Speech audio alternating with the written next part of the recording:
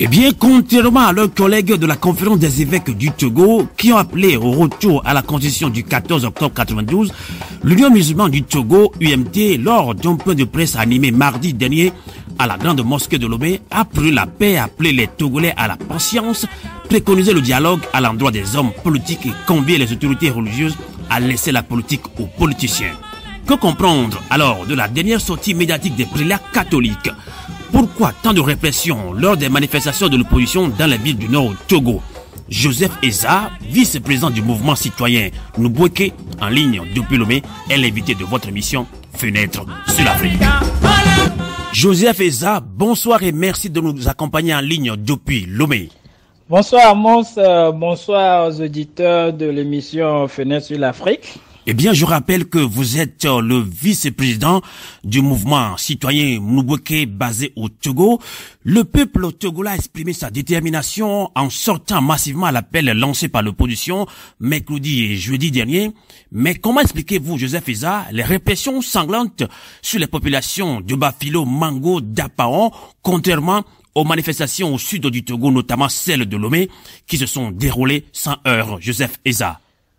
Sylvain, effectivement, contrairement à Lomé et ses environs où les marches se sont déroulées sans heurts, dans les localités comme Bafilo, Mango, Dapaon et Sokori dans une certaine mesure, on a noté vraiment une répression sanglante de la population, une répression organisée par des militaires qui ont été déversés très tôt dans ces localités. Et nous n'arrivons vraiment pas à comprendre le pourquoi, parce que ce sont des marches qui ont été autorisées, mais on a assisté à des répressions sanglantes, vraiment barbares. La violence était vraiment inouïe sur ces populations. Et nous pouvons expliquer cela par le fait que le régime en place a mis en place une stratégie qui consiste à intimider autant que possible ces populations, à essayer d'étouffer dans l'œuf toute velléité contestataire.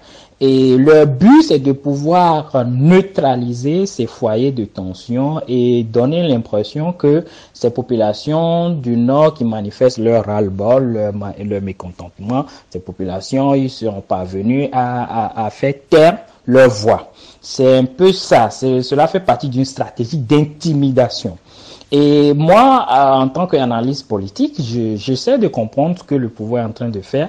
Le but, il laisse le Sud manifester pour donner l'impression à la communauté internationale qu'ils sont des démocrates, qui laissent les gens manifester librement. Au même moment, ils profitent pour mater les populations du Nord.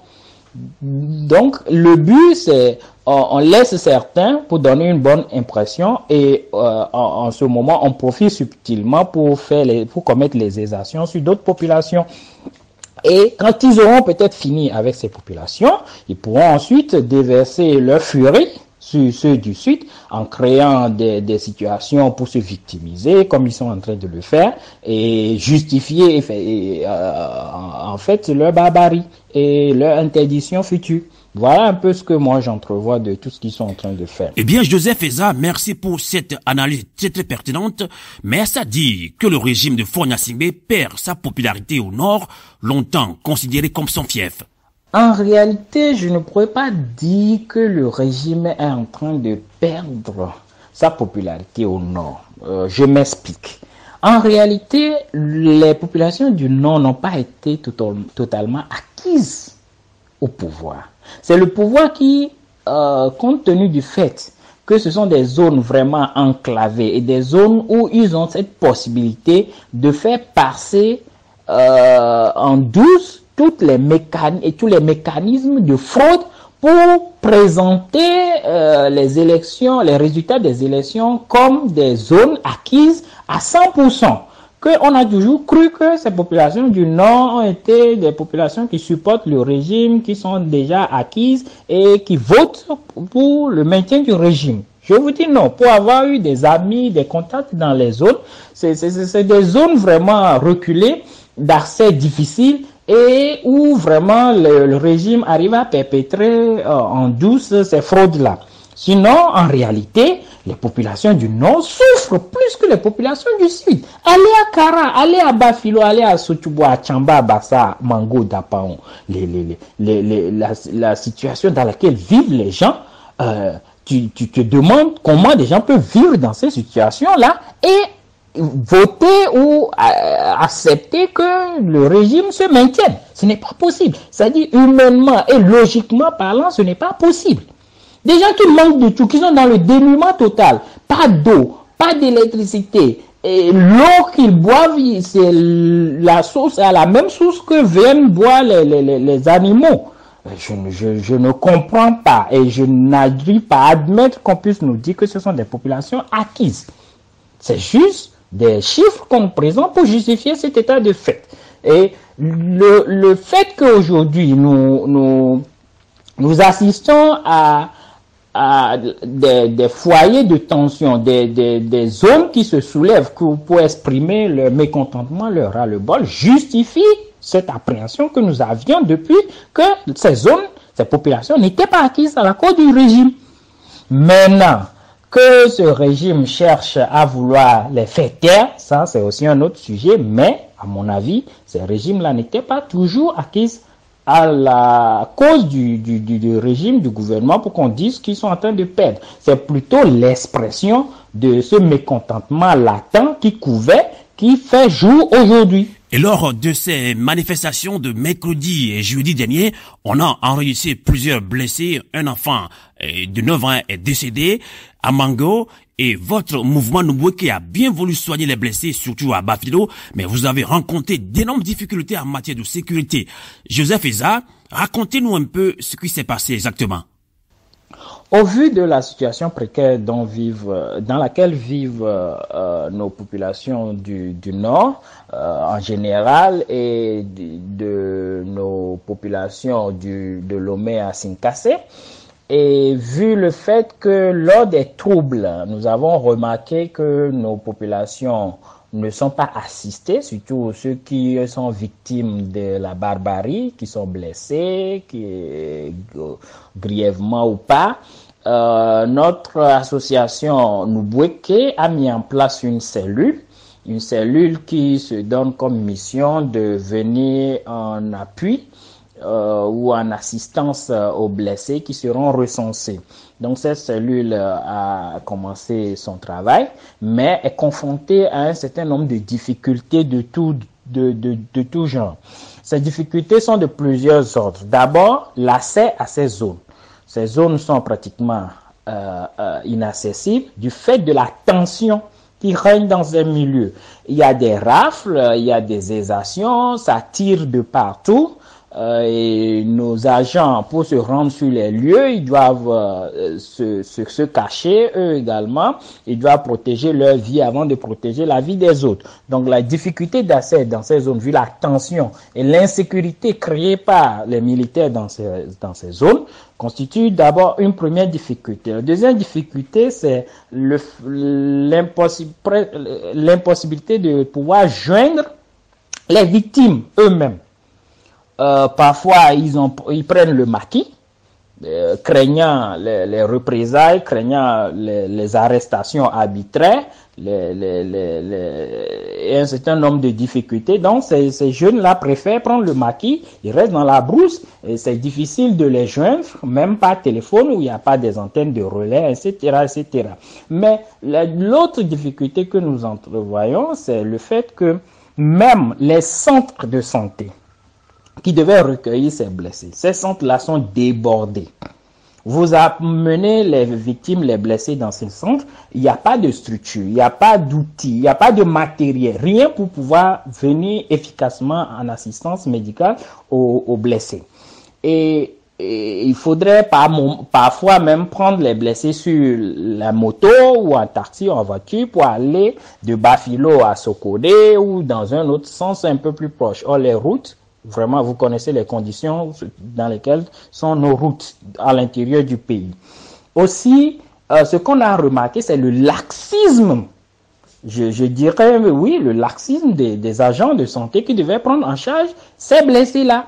On remarque qu'ils sont là, on ne sait pas si on leur a donné comme consigne de ne pas s'occuper de ces blessés, histoire de les laisser mourir de leur douleur, de leurs blessures, de leur hémorragie, on ne sait pas.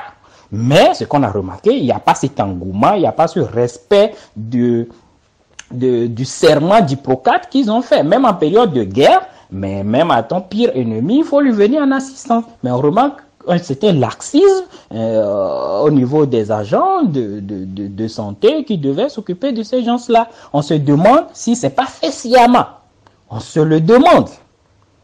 L'autre difficulté qu'on a également, c'est que au-delà de tout ce que nous pouvons dire, il faut les produits, les médicaments pour pouvoir assister efficacement.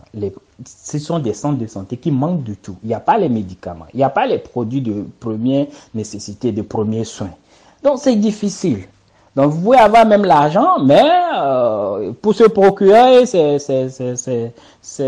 produits, c'est vraiment compliqué. Nous sommes confrontés à un certain nombre de trucs là. À Bafilo, par exemple, on nous a dit la seule ambulance qui doit prendre les blessés de Bafilo à Sokodé, soit on nous dit l'ambulance est en panne, soit on nous dit bon, on n'a pas reçu d'instruction pour que l'ambulance puisse amener les blessés là-bas, ou bien l'état de la route n'est pas bon pour que l'ambulance puisse... Bref, tu te demandes si tout ce qui se passe n'est pas orchestré sciemment à dessein, juste pour ne pas porter assistance aux blessés et les laisser souffrir de leurs blessures, de leurs douleurs.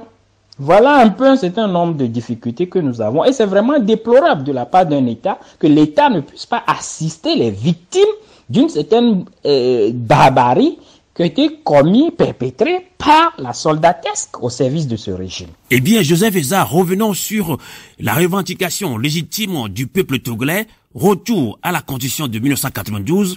Eh bien, dans une déclaration, les prélats catholiques soutiennent le peuple togolais et demandent au gouvernement d'opérer les réformes selon la Constitution de 92.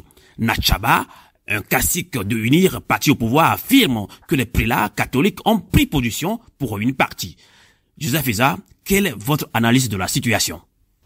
Sylvain Amos, mais le message des prélats vient à point nommé.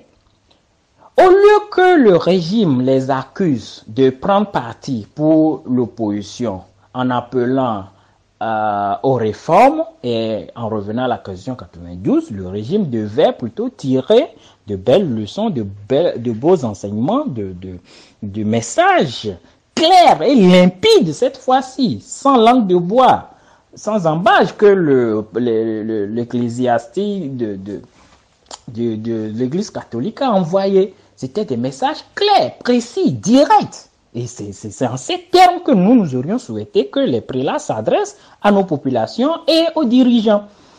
Que le pouvoir les accuse de prendre parti. Je vais donner un exemple. Prenons par exemple une famille. Un père qui a 3, 4, 5 enfants.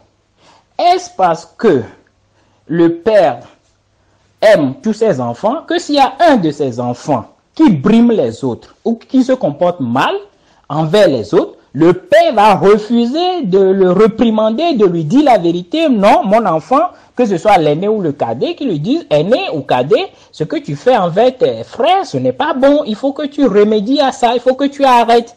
Parce que pour le bon vivre ensemble, pour la paix et la cohésion au sein de la famille, ce que tu es en train de faire là met à mal le bon vivre. Et si un père se comporte ainsi, on va taxer ce père de famille de prendre parti pour les autres et de mépriser l'enfant qui se comporte mal. Mais ça, c'est jouer à l'enfant gâté. Moi, je pense que les prélats sont dans leur droit et dans leur devoir d'appeler à la raison le camp qui met à mal la cohésion sociale de par ses actes, de par ses comportements envers ses concitoyens. Et c'est effectivement ce que les prélats ont voulu faire. Et je pense que le message, cette fois-ci, a été clair. Retour à la Constitution de 92, et les réformes telles que préconisées ou telles que consignées dans les dispositions légales telles que consignées dans cette Constitution doivent être remises en place. Parce que les modifications qui ont été apportées en 2002 et en 2005 ont été faites de façon unilatérale, sans consulter la population. Or, la Constitution de 92 a été votée de façon consensuelle à plus de 97% par tous les Togolais. Donc, c'est pour cela que le peuple réclame un retour à la Constitution de 92, quitte à l'améliorer après, mais pas avec ce régime, parce que tout a été fait par le régime pour que les élections soient toujours gagnées par eux. Nous voulons que cette constitution soit restaurée en l'état originel de 92 et que les institutions comme la Cour constitutionnelle, la CENI et toutes les institutions qui interviennent dans le mécanisme de vote et d'arbitrage des élections, que toutes ces institutions-là soient réformées et que ces institutions soient vraiment autonomes et impartiales et disent la vérité au peuple togolais. Donc les prélats n'ont pas pris parti, mais au contraire, ils ont fait leur devoir d'appeler chaque camp à la retenue et à la raison en sonnant l'alarme, à l'alerte, parce qu'il y a un danger. C'est comme ça ils l'ont fait en 2005, en appelant à un apaisement, mais le régime n'a pas voulu entendre raison. Ils ont commis les barbaries en tuant plus de 1000 concitoyens. Nous nous trouvons dans le même scénario et il incombe comme devoir au prélat de sonner l'alerte pour dire non, il y a un danger qui guette le pays. Il va falloir que toi, dirigeant qui te comporte mal envers ton peuple, il faut que tu arrêtes. C'est ce que les prophètes dans l'ancien temps ont toujours fait. Donc, nous ne pouvons pas accuser les prélats, ils sont dans leur devoir. Malgré la grande mobilisation, la rue ne semble pas inquiéter Faure Gnassingbé et finalement pour résoudre la crise sociopolitique au Togo, le pouvoir parle de référendum pour statuer sur les questions de réforme politique. Joseph Eza, comprenez-vous le mutisme de Faure Gnassingbé jusque-là? C'est vrai, franchement, j'ai du mal à comprendre le silence de celui qui se dit le premier des Togolais, le dirigeant de tous les Togolais. Comment comprendre qu'il y a ébullition dans ton pays, que des concitoyens se lèvent pour exprimer leur ras-le-bol, allant jusqu'à demander ta démission, et toi en tant que chef de l'État, tu ne te donnes pas la peine de venir sur les médias pour parler à ton peuple. Tu n'appelles pas ton peuple pour l'écouter, pour comprendre le fond de ses demandes et la légitimité de ses demandes, pour pouvoir essayer de calmer un tant soit peu la situation, mais tu te tais dans un mutisme béat et tu fais comme si de rien n'était et tu envoies tes soldats, tes militaires commettre des barbaries, des exactions, des répressions sanglantes sur la population civile qui n'est même pas armée, une population aux mains nues, qui crie, qui dit non, nous voulons notre constitution de 92. Franchement, c'est une situation que j'ai du mal à comprendre. Pour ma part, je pense que le chef de l'État doit vraiment faire parler sa raison et sa conscience en appelant la population et en essayant de les écouter et à l'issue de cette écoute de calmer quand même la tension dans le pays. Il suffit que le chef de l'État dise oui, nous allons retourner à la Constitution de 92. Vous me laissez terminer mon mandat et en 2020, on organise les élections, que le meilleur gagne. Vous verrez que la tension va se calmer d'elle-même dans le pays. Mais s'il opte pour une fuite en avant, pour la force brutale, pour l'imposition, c'est-à-dire qu'il veut s'imposer forcément aux Togolais, malgré qu'il est vomi par la majorité des Togolais qui en ont ras le bol, qui en ont marre d'un long règne, et sans fin qui les plonge dans un gouffre, dans une précarité totale. Regardez l'état de notre pays. Mais le pays est mené vers un gouffre abyssal. Que ce soit sur le plan économique, tous les secteurs sont à plat. La santé, l'éducation, les revendications sociales et autres. Le chômage, les décès. Nous n'avons même pas des statistiques dans le pays pour appréhender l'ampleur de la chose. Parce que tout cela est fait à dessein pour que les gens ne voient pas la gravité de la situation. Franchement, j'interpelle une fois encore le chef de l'État à calmer la situation, à faire une sortie honorable pour pouvoir graver son nom dans l'histoire, et il fera une sortie par la grande porte. Mais s'il choisit la petite porte, qu'il assume son choix. Une dernière question pour vous libérer en ligne depuis Lomé. Un message spécial au peuple togolais face à la situation actuelle. Joseph Eza. Si j'ai un message à adresser au peuple togolais, c'est un message de réconfort. D'abord, c'est un message de remerciement à toutes les forces vives, à toutes les forces démocratiques qui se sont jetées dans cette bataille, qui se sont levées comme un seul homme pour dire nous en avons marre. Merci à tous les Togolais sur le territoire togolais et hors du territoire togolais qui se battent jour et nuit, sacrifiant leur sommeil, sacrifiant leur temps, leur vie, leurs moyens financiers pour soutenir cette lutte. Je vous dis sincèrement du fond de mon cœur, merci. Ce n'est pas facile de faire face à une armée, les mains nues, d'être secoué jour et après jour par toutes sortes de répression. Je vous dis merci, mais gardez espoir. Ceux qui ont tendance à se désespérer très vite, je vous dis, gardez espoir. Nous pourrons perdre des batailles, bataille sur bataille, mais nous continuerons toujours. Un jour, un beau jour, oui, ce beau jour se lèvera pour mon pays. Je crois en mon pays. Je crois en la capacité des fils de ce pays de s'asseoir et de trouver un terrain d'entente. Je crois encore à la capacité des fils de ce pays de buter hors du pays toute personne qui mène notre pays, le destin de notre pays vers le désastre. Je crois encore en mon pays et je rêve qu'un jour mon pays connaîtra la paix. Ce vent de paix, ce vent de liberté qui souffle sur d'autres cieux, ce vent soufflera aussi sur mon pays. Gardons espoir, ayons le courage, faisons face à ceux-là qui nous mènent la vie dure, pour leur faire comprendre que nous ne sommes pas des moutons et nous ne pouvons pas continuer à subir jour et après jour les affres et la terreur, les intimidations, les meurtres, les assassinats et autres. Nous ne pouvons pas continuer à subir cela. Un jour, il faut que ça cesse, il faut que ça s'arrête. Et personne d'autre ne le fera à notre place. Il faudrait que nous, Togolais, nous levions et que nous mettions fin à ces genres de pratiques dans notre pays.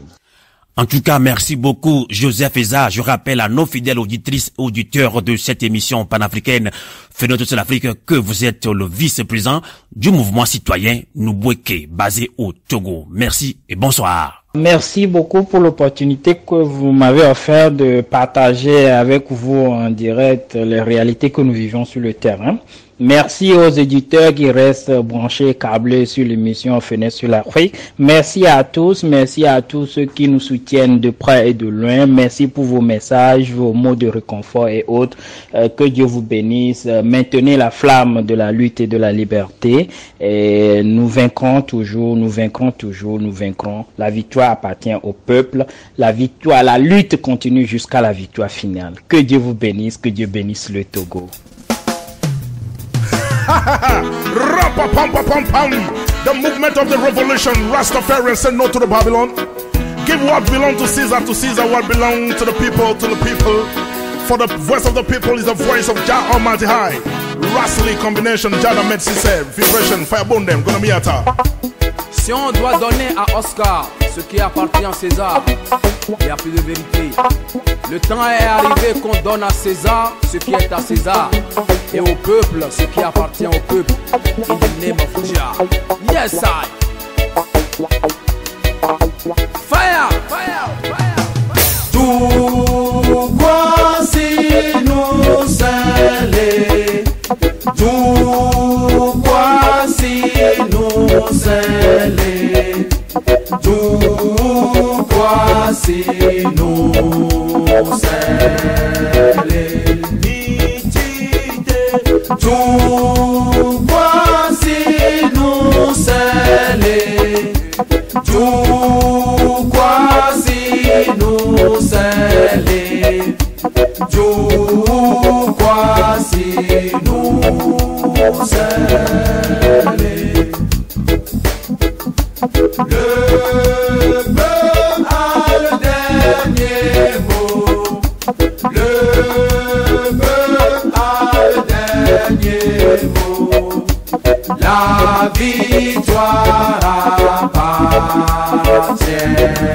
Le fauteuil présidentiel n'est pas un banc familial. Mimelona, vovon notowo. Mimelona, vovon notowo. Mimelona, vovon notowo. Mimelona, vovon notowo. Togovi megabon, Jidudule, Michitene miaho, Jidudwa. Togovi gamesu, Jidudule, Michitene miaho duya. Togovi megabon, Jidudule, Michitene miaho, Jidudwa. Togovi gamesu, Jidudule, Dukwa le blombe et soulene. Togovi megabon, Jidudule, Michitene miaho, Jidudwa. Togovi gamesu, Jidudule, Michitene miaho duya. Togovi megabon, Jidudule, Michitene miaho, Jidudwa. Togovi gamesu, Jidudule, Dukwa le blombe et soulene. Teresa. Yeah, man, I already get them there.